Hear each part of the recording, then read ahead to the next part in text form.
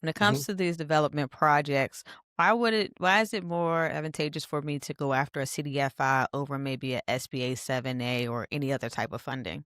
Okay, yeah, so that's a great question. So, SBA 7A and SBA 504 are very specific type projects, and they are really for our products. They're for business owners to buy real estate and invest in the real estate that they're going to operate their business out of. So, if you're a I don't know, if you're a car repair shop, or you're a mechanic and you repair cars and you want your own shop, then you're gonna actually be operating out of that real estate, and so 504 may come and be able to fund that for you. Um, the SBA loans aren't gonna fund a development, so if by that same token you say, "Hey, I'm a builder, or even I'm a church, or I'm somebody else, and I wanna build this piece of real estate," the SBA isn't gonna do it because SBA is Small Business Administration, right? So they're designed to help the small business, and for some reason, development projects aren't necessarily considered small business, so you would go get a different type of loan. But to answer your question as to why somebody would choose a CDFI versus some other lenders is, one is that we are mission driven organizations. So we tend to be a little bit more aggressive as in the form of like, what's your box that you work in? You know, if you go to some of these major banks, again, a Bank of America, somebody, they have a very specific box, and you're either going to fit into it or you're not.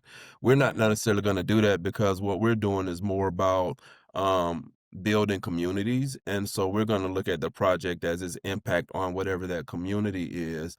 And that may allow us to give some more favorable terms, some longer term, some lower interest rates or something to that effect. And then CDFIs also, just by their nature, do what we call a lot of technical assistance, which is, training. So it's one thing to give you a loan or to like provide money for you to get a loan, but it's another thing for us to help you understand how you build that pro forma so that it makes sense for a lender to be able to do it. Or once you get the loan, how do you know, you're a plumber, you know plumbing very well, but you don't know how to, work your tax returns and make it favorable for your business, or go out and get a working line of capital, right? So we provide education as well as the funding. So I think that's the important roles of CDFIs. And then most CDFIs are community based, so they are literally in the community they're working in, and they got more of a pulse on it. And going back to my very beginning story when I talked about moving from NACA to going to the banks are profit driven, right? So they're going to go where the money is, and CDFIs are really going to go where the work needs to be done.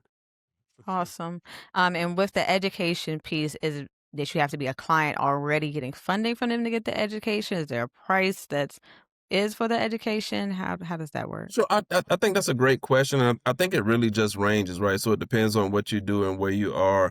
Capital impact as a CDFI is only limited to certain cities, right? So we're in Atlanta, DC, Detroit, Dallas, LA, the Bay Area. Then we do some work in Cleveland, Ohio a little bit, but we're very much targeted in those particular areas, right? And so that's the first thing is, where are you and what's in your area? And then also, what's your specialty, right? So we really specialize. Our trainings are mostly around real estate developers and real estate development and some small business. So